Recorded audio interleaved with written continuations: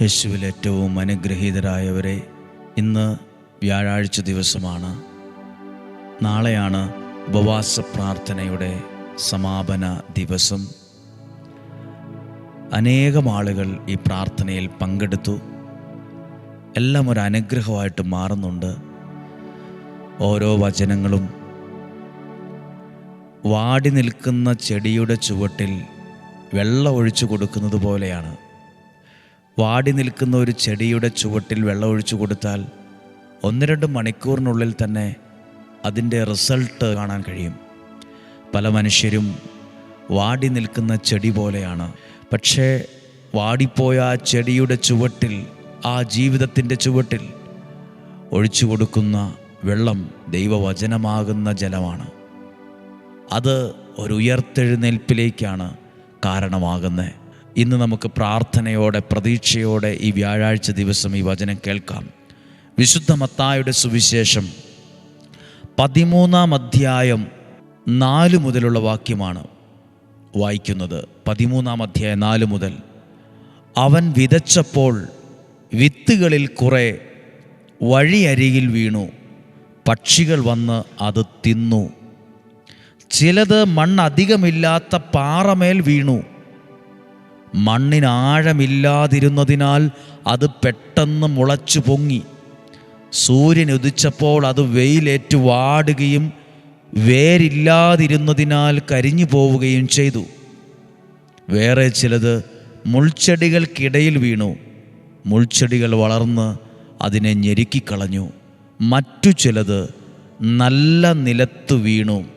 അത് 100 മേനിയും 60 മേനിയും 30 മേനിയും വിളവ് നൽകി. ചിലത് നല്ല നിലത്ത് വീണു. നല്ല നിലത്ത് വീണു. കർഷകൻ്റെ കയ്യിലിരുന്ന ആ വിത്ത് അത് നല്ല നിലത്ത് വീണുന്ന്. നല്ല നിലം. ഞാനിങ്ങനെ ചിന്തിക്കും, ഇത് വചനമാകുന്ന വിത്തിനെ കുറിച്ചാണ്. നമ്മൾ എഴുതി പ്രാർത്ഥിക്കുന്ന നിയോഗവും ഒരു വിത്താണ്. നിയോഗം എല്ലായിടത്തും വിതച്ചിട്ട് കാര്യമില്ല. എന്തെങ്കിലുമൊക്കെ എവിടെയെങ്കിലും നിന്ന് പ്രാർത്ഥിച്ചിട്ട് കാര്യമില്ല. നമ്മളത് വിതയ്ക്കേണ്ടിടത്ത് വിതച്ചാൽ അത് 100 മേനി ഫലം പുറപ്പെടുവിക്കും. ഞാനിങ്ങനെ പറയാം, ഒരുപക്ഷെ നിങ്ങൾ ഈ വചനം കേൾക്കുന്നവർ, ഈ ആലയത്തിൽ വന്നവർ, വന്നെഴുതി പ്രാർത്ഥിച്ചവർ, നിങ്ങൾ നിങ്ങളുടെ ജീവിത നിയോഗത്തെ വിതച്ചത് നല്ല നിലത്താണ്. കാരണം ഈ 365 ദിവസവും വചനം പറയുന്ന ഒരു സ്ഥലത്താണ്, ആ നല്ല ഭൂമിയിലാണ്, ആ നല്ല സ്ഥലത്താണ് നിങ്ങൾ നിങ്ങളുടെ നിയോഗം എഴുതിയിട്ട് നിങ്ങൾ നിങ്ങളുടെ പ്രാർത്ഥന വിതച്ചത്. വിതയ്ക്കുന്നത് കൊയ്യും. വിതച്ചു. അപ്പം ഒരു കർഷകൻ ആ വ്യക്തിയുടെ കയ്യിലുള്ള വിത്ത് നല്ല നിലത്ത് വീണപ്പോൾ അതിലെന്തൊക്കെ കിട്ടി? അതിൽ ഇപ്പോൾ വെള്ളം കിട്ടാൻ തുടങ്ങി, തണുപ്പ് കിട്ടാൻ തുടങ്ങി, സൂര്യപ്രകാശം കിട്ടാൻ തുടങ്ങി, മണ്ണിൻ്റെ ഗുണം കിട്ടാൻ തുടങ്ങി. ആ വളവോ അതുമായി ഇട്ടിട്ടുള്ള അതിൻ്റെ വളർച്ചയ്ക്ക് ആവശ്യമായ ചില കാര്യങ്ങൾ, അതിൻ്റെ എല്ലാം ഗുണം കിട്ടാൻ തുടങ്ങിയപ്പോൾ, ആ വിത്തിന് കിട്ടാൻ തുടങ്ങിയപ്പോൾ ആ വിത്ത് മുളയ്ക്കാൻ തുടങ്ങി. ആ വിത്ത് വളരാൻ തുടങ്ങി. അത് ഇലകൾ ഉണ്ടായി. അത് കാലങ്ങൾ കൊണ്ട് വളർന്ന് ഒരു വിത്ത് 100 വിത്തിനെ തരുന്ന വിധത്തിൽ, 100 ഫലം തരുന്ന വിധത്തിൽ അതൊരു ചെടിയായി, മരമായി മാറി. എപ്പോൾ അതിന്മേൽ എന്തൊക്കെ കിട്ടിയപ്പോഴാണ് ഇത് കിളുത്തത്? അതിൽ നേരത്തെ അത് പത്തായത്തിലിരുന്നപ്പോൾ അതെന്താ കിളുക്കാഞ്ഞേ? അതും വിത്ത് തന്നെ അല്ലായിരുന്നോ? അതിലെന്തൊക്കെ കിട്ടിയില്ല? വെളിച്ചം കിട്ടിയില്ല, വളം, വെള്ളം, സൂര്യപ്രകാശത്തിൻ്റെ സാന്നിധ്യം, ഇതൊന്നും കിട്ടാതിരുന്നപ്പോൾ അത് കിളുത്തില്ല. എന്നാൽ ആ കർഷകൻ ആ പത്തായത്തിൽ നിന്ന് ആ വിത്തെടുത്ത് ഇതൊക്കെ കിട്ടുന്നൊരു സ്ഥലത്ത് വിതച്ചപ്പോൾ അവിടെ വെള്ളവും സൂര്യപ്രകാശമൊക്കെ കിട്ടിയപ്പോൾ ആ വിത്ത് കിളിർത്തില്ലേ? ഇതുപോലെ നിങ്ങൾ നിങ്ങളുടെ കുഞ്ഞുങ്ങളുടെ പേരുകൾ എഴുതി വെച്ച് പ്രാർത്ഥിച്ചില്ലേ? അപ്പോൾ ആ കുഞ്ഞുങ്ങൾക്ക് എന്തൊക്കെയാണ് കിട്ടിയേ? ഒരു വിത്തിന് വെളിച്ചവും ചൂടും വെള്ളവും വളവും ഒക്കെ കിട്ടിയതുപോലെ നിങ്ങൾക്ക് അതിന്മേൽ കിട്ടിയത് ചില പ്രാർത്ഥനകളാണ്. ദൈവ സാന്നിധ്യമാണ് വന്നത്, ദൈവത്തിൻ്റെ വചനമാതേ വന്ന് തൊട്ടത്. അങ്ങനെയൊക്കെ വരുമ്പോൾ ആ വിത്ത് വളർന്നതുപോലെ പ്രിയപ്പെട്ടവർ, എനിക്ക് നല്ല ഉറപ്പുണ്ട്, നല്ല നിലത്ത് വിതച്ച വിത്ത്, നല്ല പ്രാർത്ഥനയുള്ള ഒരു സ്ഥലത്ത് വിതച്ച നിയോഗങ്ങൾ കിളിർക്കും. അത് ഫലമായി വരും. എത്ര ഫലം? 100 മേനിയും 60 മേനിയും 30 മേനിയും ഫലം പുറപ്പെടുവിച്ചു എന്നതുപോലെ നിങ്ങൾ നിങ്ങളുടെ നിയോഗങ്ങളെ വിതച്ച സ്ഥലമാണ് ഈ പുണ്യഭൂമി. കണ്ണുനീരോടെ പ്രാർത്ഥന വിതച്ച സ്ഥലമാണ്, ഇല്ലേ? നിങ്ങളിവിടെ വന്നവരാകാം, വരാത്തവരാകാം. വരാൻ വേണ്ടി എല്ലാവരെയും നിർബന്ധിക്കുകയോ ക്ഷണിക്കുകയോ അല്ല. നിങ്ങൾ നിങ്ങളുടെ വീടുകളിലിരുന്ന് എഴുതി വെച്ച പ്രാർത്ഥനകളില്ലേ? നിങ്ങളും ഈ ഡെയിലി ബ്ലെസ്സിങ്ങിൽ വചനം കേൾക്കുമ്പോൾ, നിങ്ങളും അതിനുവേണ്ടി നിങ്ങളുടെ ഭവനത്തിലിരുന്ന് പ്രാർത്ഥിക്കുമ്പോൾ, അവിടെ പ്രാർത്ഥിച്ച വിഷയം ആ വെള്ളവും വളവും സൂര്യപ്രകാശത്തിന് ചൂടും ആ തണുപ്പും കരുതലൊക്കെ കിട്ടിയപ്പോൾ കിളിർത്തതുപോലെ പ്രാർത്ഥന കിട്ടാൻ തുടങ്ങുമ്പോൾ, ആ വചനം കേൾക്കാൻ തുടങ്ങുമ്പോൾ, വിത്ത് മുളച്ചതുപോലെ എഴുതിയിട്ട പ്രാർത്ഥനകളും ചില അനുഗ്രഹത്തിലേക്ക് മുളയ്ച്ചു വരാൻ തുടങ്ങും. ഇതൊക്കെ നിങ്ങൾക്ക് മനസ്സിലാകുന്നോ? നിങ്ങൾക്കൊരു പ്രാർത്ഥന കിട്ടുന്നുണ്ട്, നിങ്ങൾക്കൊരു വചനം കിട്ടുന്നുണ്ട്, നിങ്ങൾക്കൊരു ആശീർവാദം കിട്ടുന്നുണ്ട്, നിങ്ങൾക്ക് ദൈവികമായൊരു സംരക്ഷണം കിട്ടുന്നുണ്ട്. ഇതെല്ലാം ഈ പ്രാർത്ഥനയിലൂടെ ലഭിക്കുന്നുണ്ട്. അതാ പറഞ്ഞത്, വിത്ത് അതിനായി ഒരുക്കിയ സ്ഥലത്ത് വീണപ്പോഴാണ് 100 മേനി. വേറെ പല സ്ഥലത്തും ഈ വിത്ത് വീണു. പാറപ്പുറത്ത് വീണു, വഴിയറമ്പിൽ വീണു, അപ്പുറത്ത് അധികം ഒരുക്കമില്ലാത്തൊരു സ്ഥലത്ത് മുൾച്ചെടികൾക്കിടയിൽ വീണു. ചിലതൊക്കെ കിളുത്തു, പക്ഷേ അവിടെ അതിന് പറ്റിയ സ്ഥലമല്ലാത്തതുകൊണ്ട് ഇതൊന്നും ക്ലച്ച് പിടിച്ചില്ല. നിങ്ങൾ നിങ്ങളുടെ പ്രാർത്ഥനകളെ നടുമ്പോൾ അത് വളരാൻ പറ്റുന്ന സ്ഥലത്ത് വേണം നടാൻ. അത് അനുഗ്രഹമാകുന്ന സ്ഥലത്ത് വേണം അത് വിതയ്ക്കാൻ. എന്തെങ്കിലും പ്രാർത്ഥിക്കുകയല്ല, എന്തെങ്കിലും പാടുവല്ല, എന്തെങ്കിലുമൊക്കെ കേൾക്കുകയല്ല. നിങ്ങളുടെ മനസ്സിൽ ദൈവികമായ പ്രചോദനം ലഭിക്കുന്നുണ്ട്. ഇവിടെ പ്രാർത്ഥിച്ചാൽ അനുഗ്രഹമുണ്ട്. ഇങ്ങനെ പ്രാർത്ഥിക്കണം, ഈ വചനം കേൾക്കണം. അത് ദൈവത്തിൻ്റെ സ്വരമാണ്.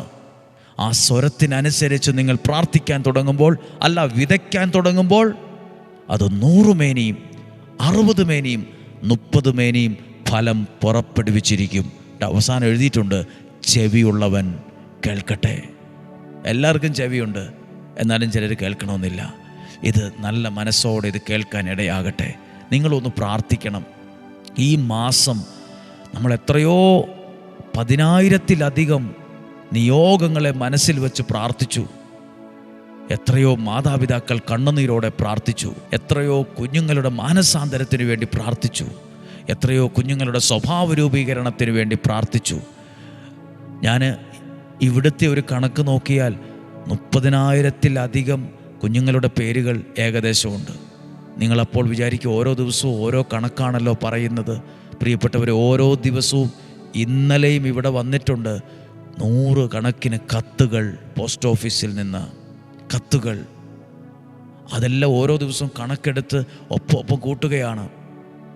പ്രിയപ്പെട്ടവരെ, ഇത് ദൈവത്തിൻ്റെ അത്ഭുതം നടക്കുന്ന സ്ഥലത്താണ്.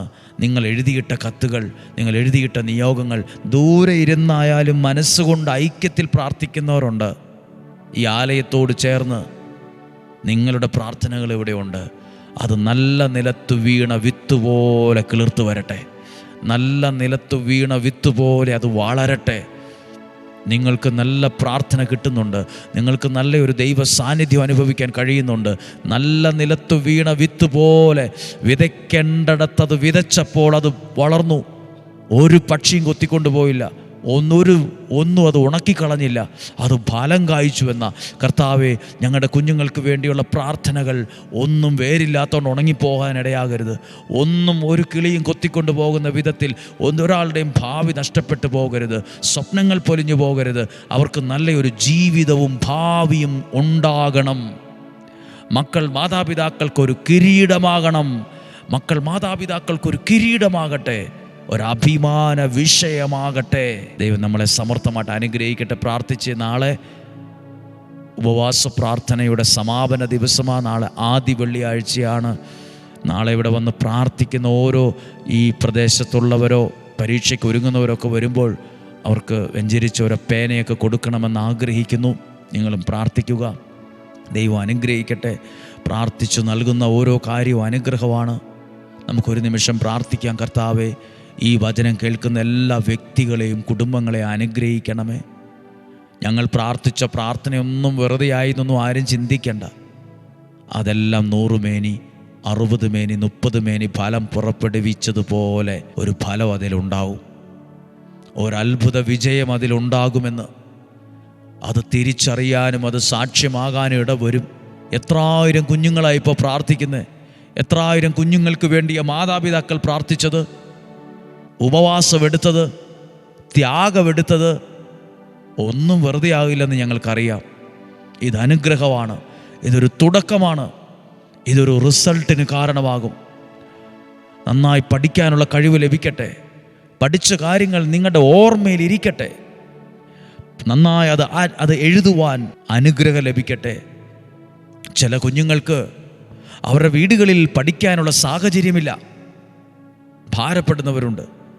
നല്ല ഭക്ഷണമില്ല, നല്ല വസ്ത്രമില്ല, സാഹചര്യങ്ങളില്ലാത്തവരുണ്ട്. പ്രിയരെ, നിങ്ങൾക്ക് വേണ്ടി പ്രാർത്ഥിക്കുന്നു. മനസ്സ് വിഷമിച്ചു പോലെ, വേദനിച്ചിരിക്കരുത്. പഠിക്കണം, വിജയിക്കണം, രക്ഷപ്പെടണം, നല്ല മിടുക്കരായി മാറണം. നിങ്ങളൊരു അനുഗ്രഹമായിട്ട് മാറണം. നിങ്ങൾ ഒരു അഭിമാന വിഷയമാകണം. 10 പേരുടെ മുമ്പിൽ നിൽക്കാൻ ദൈവാനുഗ്രഹം മേടിച്ചെടുത്തോണം. 100 മേനി 60 മേനി 30 മേനി ഫലം പുറപ്പെടുവിക്കണം. നിങ്ങൾക്ക് വേണ്ടി പ്രാർത്ഥിക്കുവാണ്. സാഹചര്യം അനുകൂലമോ പ്രതികൂലമോ ആകട്ടെ, ഞങ്ങൾ നിങ്ങൾക്ക് വേണ്ടി പ്രാർത്ഥിക്കുന്നുണ്ട്. ഇന്ന് വൈകുന്നേരം 6:15 വിശുദ്ധ യൂദാശ്ലീഹായുടെ മാധ്യസ്ഥതയിൽ നൊവേന ചൊല്ലി പ്രാർത്ഥിക്കുന്നുണ്ട്. നിയോഗം സമർപ്പിക്കുന്നുണ്ട്. സാധ്യമായ ഓരോരുത്തരും അതിലും പങ്കെടുക്കുക, പ്രാർത്ഥിക്കുക. ദൈവം നിങ്ങളെ സഹായിക്കട്ടെ. പ്രാർത്ഥിക്കട്ടെ. കർത്താവേ, ഈ ജനുവരി മാസം ഏതെല്ലാം വിഷയങ്ങൾക്ക് വേണ്ടി ആളുകൾ ഡെയിലി ബ്ലെസ്സിങ്ങിലൂടെ പ്രാർത്ഥിച്ചോ, ഒരു നിയോഗത്തോടെ ഇത് ഷെയർ ചെയ്തവരുണ്ട്, ഒരു നിയോഗത്തോടെ ഇത് ഗ്രൂപ്പിലിട്ടവരുണ്ട്, ഈ വചനം കേൾക്കണമെന്ന് പറഞ്ഞവരുണ്ട്, കുടുംബങ്ങളിൽ ഈ ശബ്ദം മുഴങ്ങുന്നവരുണ്ട്, ഇയർഫോൺ വെച്ച് കേൾക്കുന്നവരുണ്ട്, വ്യക്തിപരമായിരുന്നു കേൾക്കുന്നവരുണ്ട്, വാഹനം ഓടിച്ചുകൊണ്ട് ഇത് കേൾക്കുന്നവരുണ്ട്. എല്ലാവരെയും അനുഗ്രഹിക്കണം. വചനം അവരെ തൊടട്ടെ, വചനം അവരെ സ്പർശിക്കട്ടെ, വചനം വിടുതലുകൾ കൊണ്ടുവരട്ടെ, വചനം നിങ്ങളുടെ ജീവിതത്തിൽ അത്ഭുതങ്ങളെ സൃഷ്ടിക്കട്ടെ. 100 മേനി 60 മേനി 30 മേനി ഫലം പുറപ്പെടുവിച്ചത് 10 ഇരുന്നപ്പോഴല്ല, നല്ല നിലത്ത് വീണപ്പോഴാണ്. നല്ല നിലത്ത് വീണപ്പോഴാണ്. സുഖസമൃദ്ധിയുള്ള സുരക്ഷിതത്തിൻ്റെ കോട്ടയ്ക്കകത്തിരുന്നപ്പോഴല്ല, അത് വെള്ളത്തിലേക്ക് വീണപ്പോഴാണ്, അത് മണ്ണിലേക്ക് വീണപ്പോഴാണ്. ചിലതൊക്കെ നമ്മൾ പ്രാർത്ഥിക്കാൻ തുടങ്ങുമ്പോഴാണ് വളരുന്നേ. ചിലതൊക്കെ നമ്മൾ മുന്നോട്ടിറങ്ങുമ്പോഴാണ് അതിൻ്റെ റിസൾട്ട് കാണാൻ കഴിയുന്നേ. കർഷകൻ്റെ കയ്യിലിരുന്ന വിത്ത് മണ്ണിൽ വീണ് പുതഞ്ഞു കിടന്നപ്പോൾ ചിലപ്പോൾ ചിന്തിച്ച് കാണും, ഇനി എനിക്ക് പുറലോകം കാണാൻ കഴിയില്ലെന്ന്. പക്ഷെ അത് മുളച്ചു വരാനാണ് ഇടയായത്. വെള്ളവും വെളിച്ചവും കിട്ടിയപ്പോൾ അത് മുളച്ചു വന്നതുപോലെ ഡെയിലി ബ്ലെസ്സിങ്ങിലൂടെ കിട്ടുന്ന പ്രാർത്ഥനയിലൂടെ നിങ്ങളും അനുഗ്രഹിക്കപ്പെട്ടു വരും. ഡെയിലി ബ്ലെസ്സിങ്ങിൽ എന്ന വചനത്തിലൂടെ നിങ്ങളുടെ ഭവനത്തിൽ മുഴങ്ങുമ്പോൾ ചില നന്മകൾ, ചില ഐശ്വര്യം, ചില വിടുതലുകൾ, ചില വിജയങ്ങൾ ഉണ്ടായി വരും. ദൈവം അതിനെ സഹായിക്കും. എല്ലാ കുഞ്ഞുങ്ങളെ അനുഗ്രഹിച്ച് ഒരു മനസ്സോടെ ഞങ്ങൾ ഒന്നിച്ചനുഗ്രഹിച്ച് പ്രാർത്ഥിക്കുന്നു. ഈ മാസം കിട്ടിയ മുഴുവൻ നിയോഗങ്ങൾക്ക് വേണ്ടി പ്രാർത്ഥിക്കുന്നു. രോഗങ്ങൾ, അപകടങ്ങൾ, ദുർമരണങ്ങൾ, മൂപ്പെത്താത്ത മരണങ്ങൾ, അപകടങ്ങൾ, നഷ്ടങ്ങൾ മാറിപ്പോകട്ടെ. സാഹചര്യങ്ങൾ അനുകൂലമാകട്ടെ. നല്ലൊരു ദിവസമായിരിക്കട്ടെ. ദീർഘായുസ്സും ആരോഗ്യവും ഉണ്ടാകട്ടെ. സന്തോഷവും സമാധാനവും ഐശ്വര്യവും ദൈവം തരുന്ന സമ്പത്തും ഉണ്ടാകട്ടെ. ദൈവാനുഗ്രഹം ഉണ്ടാകട്ടെ. എല്ലാ തരത്തിലുള്ള അനുഗ്രഹവും നിങ്ങൾക്കുണ്ടാകാൻ നിങ്ങൾക്ക് വേണ്ടി പ്രാർത്ഥിക്കുന്നു. ഇന്നും ജീവിക്കുന്ന സർവശക്തനായ ദൈവത്തിൻ്റെ നാമത്തിൽ നിങ്ങളെ അനുഗ്രഹിച്ച് പ്രാർത്ഥിക്കുന്നു.